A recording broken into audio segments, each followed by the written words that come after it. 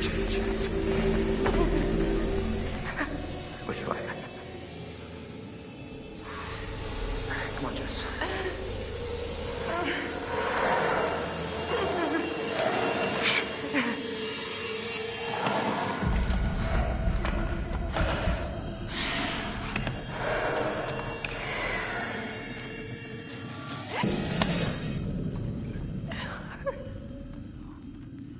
Jeez. Does this hurt?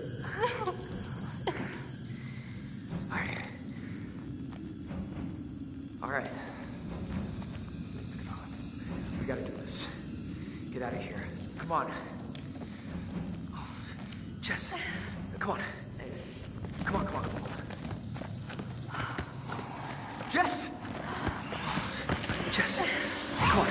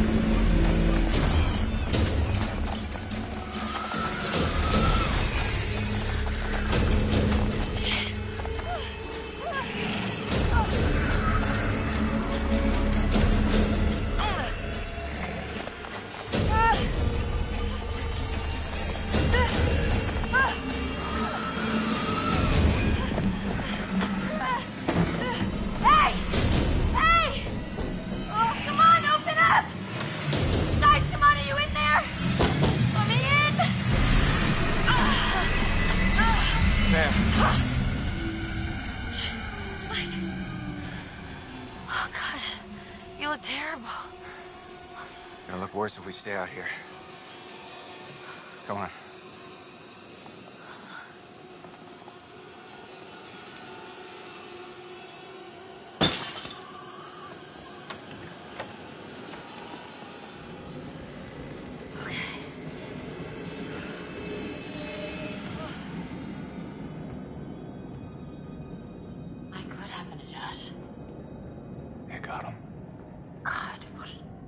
Awful way to go. Not good. What do you think we should do? We should check the basement. Might be someone left down there.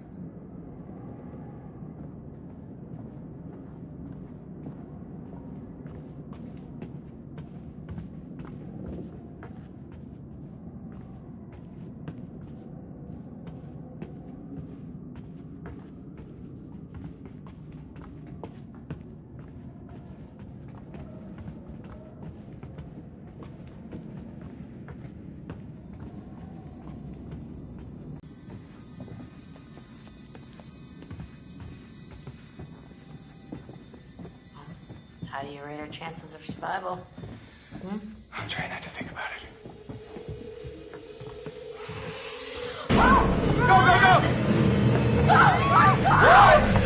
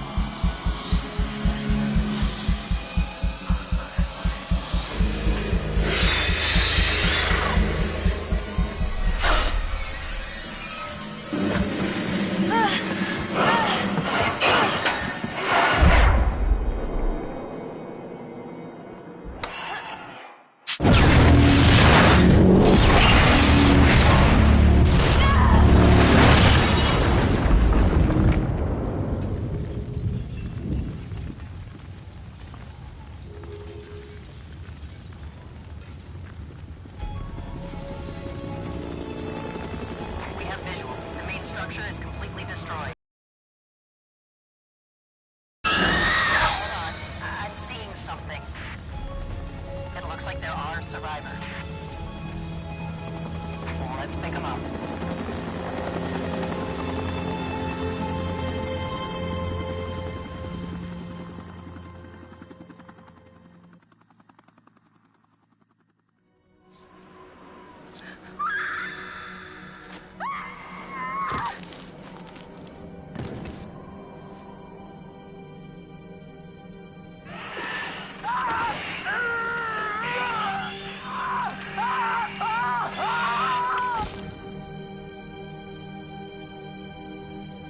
The old man, I don't know how to describe him. I mean, You said you thought he was stalking you at first. Did anyone else in your group think that? well, yeah. Is it possible they could have killed him? What? No. No, you don't understand. Don't you And understand? if he attacked you, He saved my life. And I watched him die. I heard Jessica. I don't know how or why she was down there, but I know I heard her. Where's Matt? Is he okay? Are they done looking at him? I'm just a little worried because, I'm his girlfriend. Did he tell you that? I mean, I probably wasn't his favorite person there for a couple minutes, but he knows how devoted I am to him. He knows. He said he knows, right? I was right there, and I could have done something. I tried to do something. It wasn't good enough. How did you end up in the mines? I was carried and taken, and What did you see? I don't know. I don't know. He was out of his fucking mind. He wanted to hurt us. Okay? And I thought he was the one who attacked Jess. I thought we were close. After his sister's disappeared, he'd come and talk to me. He said I was the only one who understood him. I thought we had a connection. If you need someone to talk to, I'm fine. sometimes, after a traumatic experience, I said I'm fine. I stabbed him and I tried to get away, but I didn't know. I swear I didn't know. didn't know? Who did you stab? Oh, I stabbed the maniac. I didn't know it was Josh, but then he was the psycho. And how was I supposed to know Josh had all the sauce and the gun and oh my god. your friend Ashley, she told us she tried to help you. She said she heard you calling out. Not me. Mike. What do you remember? He came for me. He did. Came for you? Where is he? Did he make it? You need to listen to me. I don't care if you believe me or not. Doesn't matter because you will. You need to go down to the mines. What's in the mines, Sam? I've seen what's down there, and I'd give anything to unsee it.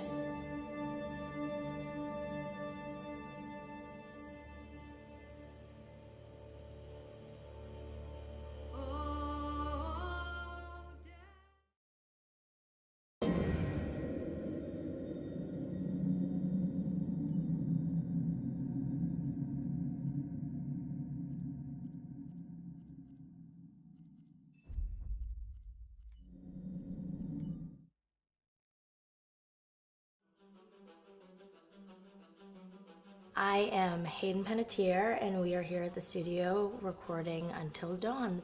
My name is Rami Malek, and I played Josh. My name is Megan Martin. My name's Brett Dalton. My name is Antonella Lentini, and I played Hannah and Beth. My name is Jordan Fisher, and I play the character Matthew, Matt for short. I'm Nicole Bloom, and I play Emily in the game. My name is Noah Fleiss. I am Galadriel Steinman, and I play Ashley.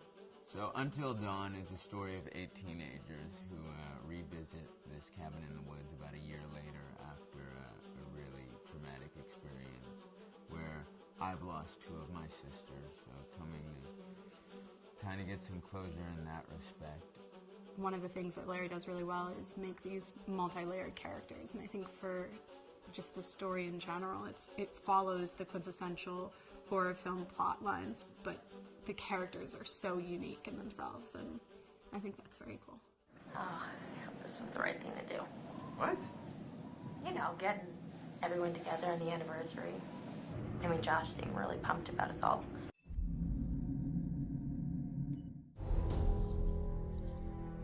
Hi, this is Lee Robinson, production designer on Until Dawn. The production design for Until Dawn started with the great teen horror script that sets the characters in a Canadian winter mountain lodge, being a contemporary setting with visual clues derived from classic films of that genre, such as Hitchcock's Psycho and Stanley Kubrick's Shining. The storyboards are vital to the production design as it allows the designer to understand the scale of the environments to be made and the detail that would be seen to create the atmosphere of a horror. This took us into concepts that took these storyboards further, visualizing the world through the color palette, the lighting, tone and the mood, and developing key locations such as the lodge, the cable car stations, the forests themselves, the wilderness. As you can see, the environments and atmospheres change quite a bit from warm and inviting to cold and threatening. The Millionaire's Mountain Lodge was a key example. It was designed to be made from nearby stone and timber, embedding it into the landscape, with a contrasting and contemporary interior needing to be opulent and extravagant. We created dark and claustrophobic corridors with ominous and large open spaces, almost cathedral-like in size, and with huge structures to silhouette and dwarf the characters within, providing a labyrinth to explore and wander. Each character was developed with a strong visual identity in mind, with contrasting colours, tones and silhouettes to identify them, each to have their own texture, pattern and shape, so that when they were lined up you could always identify them. The costume designs allowed a range of clothes that would suit them for the cold winter weather, but also have an element of style and individualism, so that the audience could look at them and relate, recognizing themselves within them. A lady would like to cuddle up with her man by a nice cozy fire bathed in atmospheric mood lighting. Right. It'll get plenty toasty once we're rubbing up against each other. Mike. Yeah. Fire and mood lighting. Yes. Working with the lighting artists, we really brought the look and feel of the world together, and this required a thorough understanding of the visual language of teen horror. A key scene was where all the characters emerge out of the rear of the lodge chasing Hannah. A contrast is evident straight away from the exterior wilderness to the warmth of the lodge. The attention to character lighting here is through the bounce and rim lighting, accented colours and composition, creating characters that come from the dark into the light and back again with an emotional effect. Guys, there's someone outside. What the hell? Hannah! What's going on? Where's my sister going? It's fine. She just can't take a joke. It was just a prank, Han.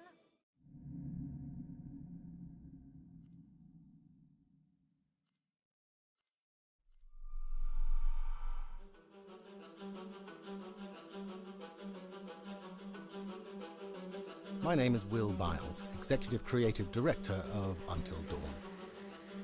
The first part of getting a believable facial performance in-game is to capture, topographically, the actor's range of emotional expressions as separate versions of the same head. Every tiny nuance gets digitized and merged, effectively creating a model that can recreate every facial movement that the actor makes. Once the topography has been recorded, the actor's performance itself can be captured by using a predetermined set of marker points, drawn precisely on the face, and a high-def helmet cam, wirelessly linked to capture devices. The camera is the small box where it looks like the microphone should be. Outro Sam. Mark. It records in high def the movement of the dots throughout the performance. that will drive the expressions captured earlier.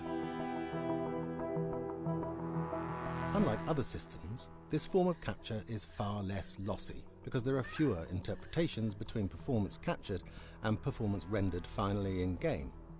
The audio is also recorded via 2 separate lavalier mics attached to the helmet. It takes a while for the actors to acclimatise to carrying around the recording devices and the helmet cams, but very soon the shoot becomes similar to any other effects shoot or a green screen shoot. The actors in these scenes are only recording facial animation, but use cursory body movements for pacing. Wait, and maybe we should all stick together and find everybody and make sure that we're all okay, so... 1-1, the year before the prank. Take 2, Mark. Other than the other actors, they have to use their imagination for everything and everywhere that they are supposed to be seeing and feeling. Idiot. So dumb. From a hot midday studio in Los Angeles to a freezing midnight mountain in British Columbia.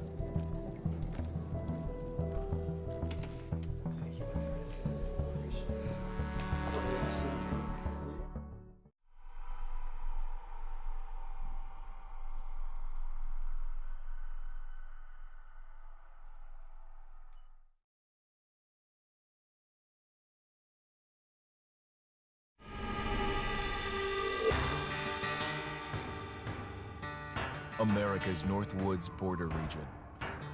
Within this land of 10,000 lakes and miles of dense timber, a hideous creature is believed to lurk. The North Woods is probably one of the last frontiers in America. There's still a lot of places in this area that hasn't been set foot by man. Monsters and mysteries exist here because it is remote. Up in the North Woods, winters are long. In times of biting cold and isolation, a devouring monster is believed to come forth. It's terrorized native people for generations. Growing up, I was told, like, don't go outside, the Wendigo will get you.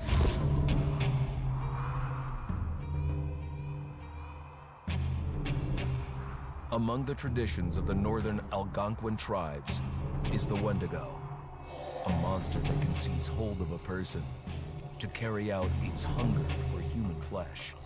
Many Native Americans fear even talking about this Wendigo.